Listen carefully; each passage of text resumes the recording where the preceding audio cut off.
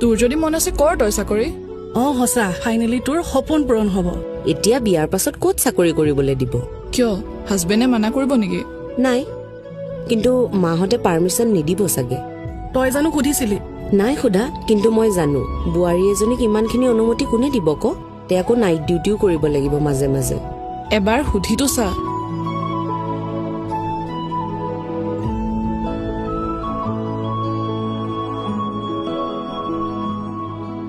দেউতা একো নাই কি হ'ল কোৱা আকৌ মই চাকৰি এটা পাইছিলো কিন্তু এতিয়া নকৰো বুলি ভাবিলো কিয় নাইট ডিউটি কৰিব লাগিব মাজে মাজে তাৰ পৰা কি হ'ল নাইট ডিউটিহে কৰিবা কিবা বেয়া কামটো নহয়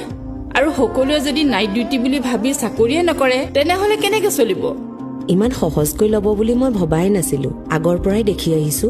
এজনী বোৱাৰীক নিজৰ জীৱনটো খুলি জীয়াবলৈ দিয়া মানুহ কমেই থাকে সেইবাবে মই ভাবিছিলো আপোনালোকেও আগৰ দিনত বহুত কথাতে বাধা আছিল তেতিয়া মানুহবিলাক সুৰক্ষিত নাছিল গুলি বাৰুদবিলাক য'তে ত'তে ফুটিছিল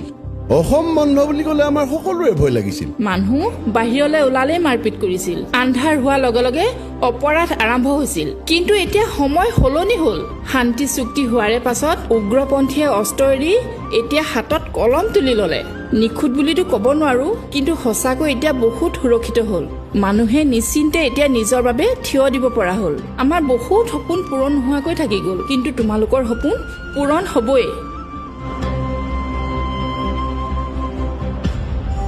ই যদি কিবা কয় তোমাক মই তাক চাম তেতিয়া